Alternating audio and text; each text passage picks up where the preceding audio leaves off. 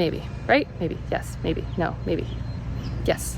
Howdy neighbor, how is your garden growing? Today in my garden, well, we're not at my garden. We're going shopping because we're transforming my garden from totally chaotic to a charming cottage garden. And today we are going to be working on a wildflower bed full of Florida native plants that will give us a cottage vibe and like it a little bit on the drier side. And they also tend to like fuller sun, which the other side was a little shady. But this side's really sunny, so we're gonna get to be able to play with some plants that I didn't get to use last time. So join me today as we go and pick out some plants and then get them in the ground for Project 8, our wildflower bed for full, sunny, native plants that will attract butterflies, bees, and birds, and more. So in order to help me with my list, I've been using my Wild Floridian garden planner because it has tons of lists of native plants when they bloom, colors, or they wildflowers, vines, and stuff like that to help inspire me to, because there's a lot of native plants and I've grown like 60 to 70 of them before. So while I don't have a strict design yet, because I wanted to kind of see what was in inventory, I do have some ideas of definitely things that I want to grab. And one of them is blue sage. This plant I have had in my garden before and I love it. It is gorgeous. It is a very beautiful blue sage. It gets 3 to 5 feet high. In my yard, I would say it was more like 3 feet high, but also it probably could have used a little bit more sun. And I want this. I want this so bad back in my life. So we are definitely 100% getting this one because this combined with what I already have still left in the area, which is flamingo pink tropical sage, this color combo, yes. Now the tropical sage always seemed to overtake it a little bit, so I need to get more, lots of it. So we're gonna get at least, let's see, we got 1 plant. We're gonna get 2 plants. 3 plants? Yep, 3. Now also my garden and in one of the other spaces, I've already done some purple coneflower and our native, which is native, of course, and orange coneflower, which is native, of course. And they did great. And I just want more of it. So we're gonna put more of it in. Now here's the problem today is I'm just gonna grab a lot of plants and I'm gonna figure it out when we get home because there's some new plants I wanna add in. There's some plants I tried before that did okay, but they were in the wrong area. Because one of them's here. So let's grab some purple cone flowers. We definitely know we're gonna need those. We're gonna grab 3 of those, 3 orange cones flowers, and we will figure it out later how this is all gonna go together. Yeah, the big one I definitely wanna get is Joe Pye weed. I love Joe Pye weed. I had it last year. It was in too shady of a location. Location we're gonna put in, it's a good location. I only got 1 last time. I'm getting more than 1 this time. I know they get huge. They have the potential to get huge, but these stay pretty small in my yard. It'll be fine. But look at it. It's beautiful. It's wonderful. And they have these beautiful pink mob flowers. Like, who doesn't love that? So even though they get like 4 to 5 feet tall and 2 feet wide, we're doing it. We're gonna get a clump of 3. You're gonna notice there's a lot of clumps of 3s because I can always work with a clump of 3. Yes. So let's grab some Joe Pye weed and orange coneflower. All the things. And orange coneflower. Need 1, 2, then, okay, I'm not gonna go crazy, I don't know, maybe I'll get Elaeotaster because Leo was recommending it, but I'm definitely gonna try this rice button aster. It looks really pretty. It's supposed to summer bloom. We're trying it. Look at this, it's already blooming a little. Those are cute. Let's try it. I don't want to test too many new things, so I'm going to go with a classic that I know that will grow well, and with especially like the tropical sages, maybe coming up and through it, add a little bit of purple, which we know looks really cute with it. We're going to do giant ironweed. Yeah, because it's cute. It gets pretty big though. So we got giant ironweed. That's a good size one. Ah, we keep going for the ones with the signs. There we go. I think we need more purple coneflower and orange coneflower in our lives. We're gonna actually do a set of 5 because I've got an idea. I'm thinking purple coneflower, woodland sage, not woodland sage, the azure sage, whatever we're calling that one, the blue sage. Should we do 5 sages? I'm like in a 5 mode today. No, we'll do 3 of the sages. 3 sage, yes. Oh, I gotta turn this card around. It's got so much on it. Now I have Coreopsis leavenworthii that I can totally dig out of the yard, and I will. but I would like to get like a head start this year. So I think, do we get 5? I think we get 5. Like a cool clumping of it in the middle.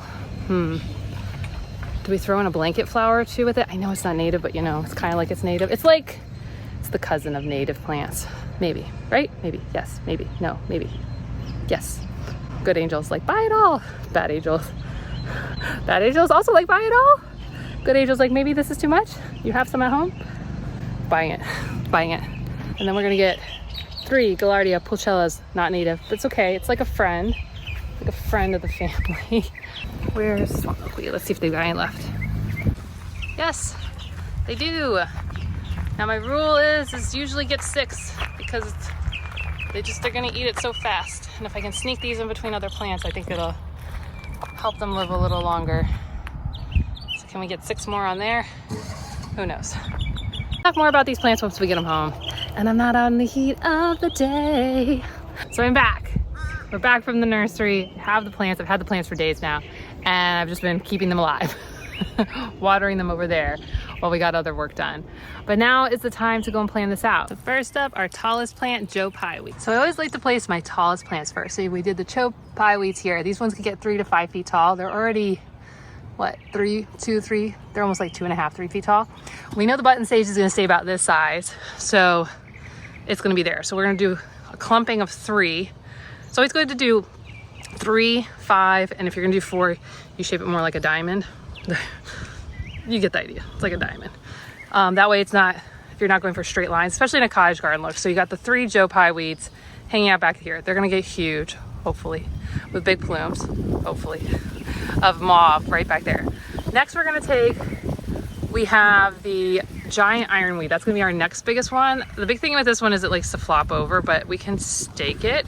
But I'm thinking maybe actually put it with the Joe Pye weeds because if everyone wants to flop over, you know, they can support each other a little bit more. So we'll do giant ironweed kind of up in here. And this is one of the deceptive things about these plants is they look like, you know, like what? This is a foot tall. Can you imagine that this is gonna get 5 feet tall? But it will. I've had them before. I actually have one back there. And this is, yeah, they're small right now, which is good for planting. Next up for tallest is these asters. And I want to do them in the back over here. So what I'm trying to do is these are going to get a lot more full, but I don't want to really block this like really symmetric look with the trellises and the bed up here. And if I had these over here, it's going to just like, I don't know, I feel like it's going to distract. Also, as the sun comes in from this way a lot of the day and it moves over, this will get a lot of sun still, but this will probably get a little bit more. And I think these climbing asters will like, or not climbing, rice asters. I have climbing asters in another part, totally different plant. These rice asters I think would be good to put somewhere in this section. And I think they're gonna stay more upright, not as full. So it might be better over there. The other thing I like to focus on is any areas that like are known, like I know what I wanna do here, I know what I wanna do here. Versus some of these plants, like we're gonna kind of shift them and move them around. So like one of the things is we got the orange coneflower just sitting right outside this bed. Long-term idea, not to stay there. But for right now, it's gonna be there. So it only makes sense to put orange coneflowers here. Or we can go there. I'm still figuring this out, so hang with me here. Then I know I want to do blanket flower here, and we'll do a triangle of blanket flower.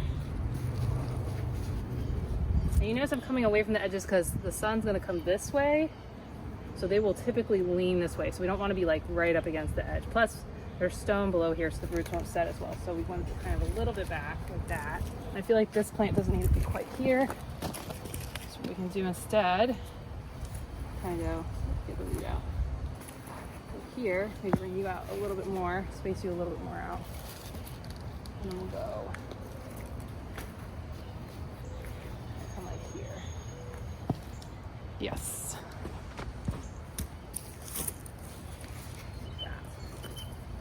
Then we have purple coneflowers. Purple coneflowers I think will mix well with the orange coneflowers, but they don't get as full. And there's 5 of these. So what we're gonna actually do is put one here, bring this orange coneflower back. We're gonna start making like a pattern here. Okay. Then I know the got this pink, so we have the pink sage, we got purple here, and I know I want to get that woodland, that blue sage over here. I think it'll look cool near these purple cone flowers. These guys for the middle.